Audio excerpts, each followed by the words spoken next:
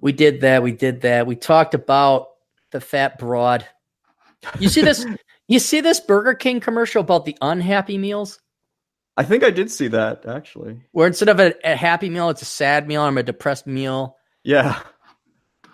Did you watch the commercial though? It sounds familiar. I somehow remembered there was a sad meal. The commercial is a poem. And if you took Seth Rogen and you wringed him out like a wet rag and all that excrement of millennial, you know who Seth Rogen is? Oh, yeah. Yeah, if we took him and we wrung him out, we took all that pure extract of millennial and then we refined it in a centrifuge, that purified extract of millennial is what they used to make this movie. Matter of fact, I don't even know if Seth Rogen is alive right now. They probably had to use all of Seth Rogen to make this movie or this commercial because it is the most sappy, sad, pathetic thing I've ever seen. I get the shtick about McDonald's has a happy meal, and Burger King could have done something like dark, like, be a pissed off meal. It would have been comical. But then they made it where each millennial is reciting part of a poem, like, I am down and I am depressed. You criticize me for the way I dress. And this girl throws her locker shot and it says skank written on it. I mean, it is like this emo. You ever been to a poetry slam? I did go with Cuddle Wookums to one of those. How was that? How was the poetry slam? Soy everywhere as far as the eye could see. Soy everywhere. I'd shit on them and I would pee. Yeah. It was like a poetry slam. It was I hate those. Masturbating, dark, emo, woe is me. I'm more serious than I hear a fucking Burger King commercial. And it was always about being oppressed and having a disability and being bullied and your boss is a dick. And it was just, again, Seth Rogen, they wrung him out, took it, purified that, and then they made this commercial out of it. God. Now, let's see if we can use our detective minds here, Mr. Elkins. If that is what marketers are advertising to, that's their strategy. That's how they're going to get millennials. And that's all millennials. It was all 30 and younger, all 30 and younger, teenagers to up to 30. What does that say about millennials?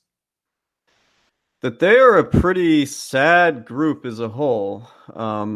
What else? Where are you going with this? Well, this is just one of the latest incarnations of virtue signaling, corporate advertising and virtue signaling, where corporations have used millennials' politics to sell to them. Because I don't believe for a second people at Target like fat chicks. Even the fat chicks at Target don't like fat chicks. But why do they advertise to plus sizes? Because that's what the consumers are. Because that's what the consumers are, and it shows how open-minded they are. It sells to a value that the millennials have. All right? Baby boomers, they wanted Ann Margaret. Gen Xers, we want Jennifer Aniston. We still want Jennifer Aniston. But millennials, they want more. They want acceptance. They want their politics. Target, same thing. When they just could not rush fast enough to say, we have transgender bathrooms. Remember that? I do. That caused kind of a shitstorm, didn't it? Right. And then Starbucks wants to have a conversation about race. There was 2 years ago, they had the Super Bowl commercials that were all political. Right. And at first it's a bit shocking until you figure out why these corporations are doing it. They're doing it because millennials, who are now the largest purchasing generation, I guess we could say, their number one value in their life is their millennials. Honestly, I don't even know, dude. Politics. That's it. That's where you're going. Yeah. It's their beliefs. It's their politics. Everything else was an accomplishment. Hey, don't you want this speedboat? Well, you know who gets speedboats? Rich, powerful guys who make a lot of money. Oh boy, I better work hard and get that speedboat, said the baby boomer. Hey, do you want to have, I don't know, what did Gen X say? Oh, you want this big McMansion in the burbs with the hot wife? And you better start working really hard. Oh, I better start working hard. And what that did, and you could say it's materialism and whatnot, but at least with advertising tells you about the people they're trying to advertise to. And so when you saw beauty and excellence and wealth and richness, at least that said, okay, all right, maybe that's a bit egregious. Maybe that's a bit much. But at least they're going after hot chicks. At least those guys are in shape guys who are chiseled and good looking. I should want to kind of look like that guy. I don't, but I should want to aim for that. Now, what we have is politics. as the number one form to sell to millennials, which is a scathing condemnation that you've given up, you forfeited excellent accomplishment and achievement for just a simple belief. Or my identity. My identity is that I'm a trans bi, whatever the fuck it is this week. I don't know. I mean, Google came out with 58 emoticons for 58 genders. This is what I like about Stefan Molyneux. Like, one of the things, he's very careful to say, like, okay, so you were born this way. It was an accident. You can't take credit for something you were born with. Right. Your traits, everyone they celebrate their traits. That you go to millennial, what's your number one achievement? My trait, my skin color. You know, they always start as a black woman, That's as horrible. a white Hispanic, Yeah, as a male, whatever. Yeah. What? As somebody who just let life happen to him, you didn't do anything to earn your skin color or earn your vagina. But with this Burger King thing, it's just the latest evolution, because guess what now also defines millennials? It's not your accomplishments. It's not the fact you made money. It's not the fact that you're a successful engineer, or doctor, or programmer. It's not that you're a good father or wife or mother. It's not that you're a good community citizen, being the dentist, helping out the kids.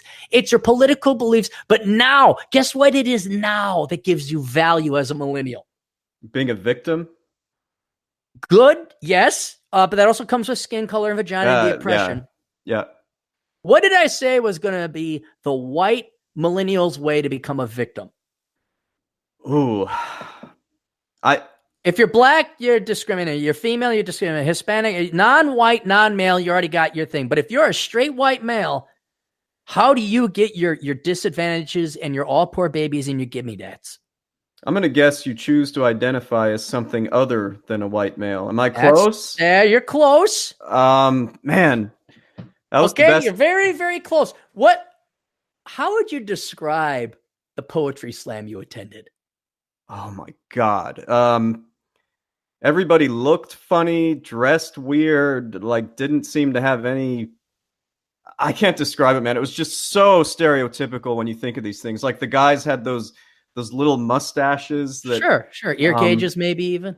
Yeah, it just, nobody looked like me or you there, to be honest. How was the poetry? How would you describe it? Depressing. Which is, you're saying that they're saying that they're depressed. You're saying that's how they give themselves value. And depression is one of many types of mental illness. I should have guessed that earlier, man. Burger King their marketing department has gotten it. They figured out that the millennials and younger value themselves, define themselves by their mental illness, whether it's real or in 99.8% of the cases made the fuck up. I should have guessed that. I can't believe that. You're not. You're just a rookie, Cappy Cap. That's all right. It's all right.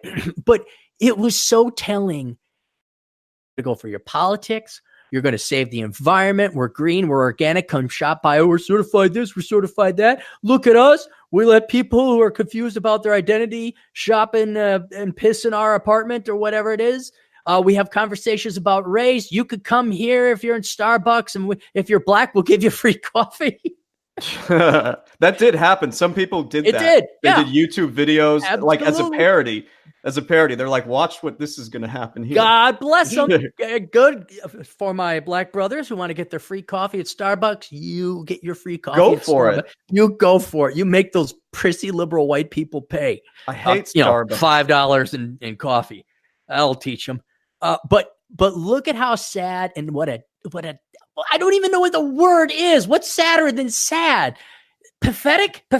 Morose.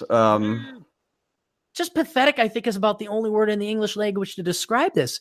Loser? I don't know. Where your generation has behaved in such a way and made purchases in such a way that instead of advertising to what would traditionally be, I don't know, human nature,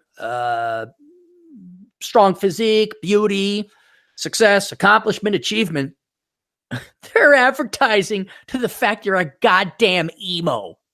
You're scared and I'm depressed and I'm angry. And someone called me a skank and I'm bullied and my boss is a prick. And I can't see. Originally, I was really pissed off at these corporations, but the more clever. the more I think about it, you know what? It's Operation Evil. They're just advertising and telling these people what they want to hear. But the reflection upon the generations that they're that demographic, you guys should be insulted. The listeners here are. They know that. These are the smarter millennials. These are the elites. You know, we got the Gen Xers who aren't no dopes. We got the Ahmeds going off to grad or a computer science school. So we got these guys. But the rest of your generation as a whole, if they weren't so dumb and brainwashed, they would have the capacity to be insulted, but they're not. They probably are thinking, oh, Burger King gets me. I'm going to have myself. You thought McDonald's was unhealthy for you? Do you know how bad Burger King is for you? You know what really confuses me? I thought these millennials, they're supposed to hate, big corporate chains like this. I'm confused. That's how brilliant corporate America is. They got these dipshits. I remember Gen X. Oh, yeah. Corporations were evil. And, the Occupy Wall Street movement, maybe those are some older millennials. Yeah. And some Gen Xers. But now they got, dude, ExxonMobil could probably get these dipshits to go think that they were going green. They probably could. But you're right. Corporate America has successfully convinced this generation and younger that they're on their team, that they're no longer big, bad corporate America. Now, of course, they're going to pay for it because the millennials, because everyone who's in corporate America attended what school?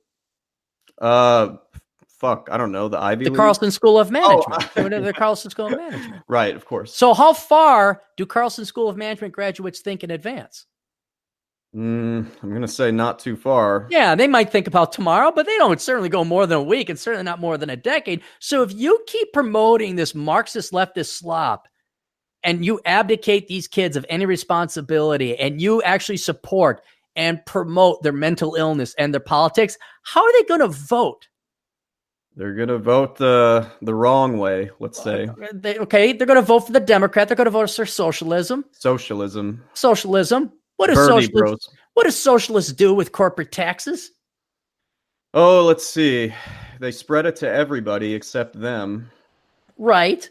So corporate taxes will go up, but what do real socialists do? They don't even bother with corporate taxes. What do they do? They just take from the damn trough, don't they? They just take over the company. Yeah, that's what they do.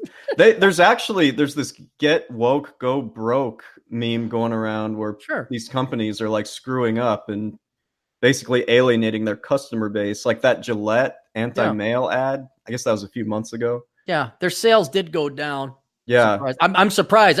I'm more shocked it didn't go up because millennials just can't masturbate enough to hating themselves. But apparently it did go down. Apparently there's enough people.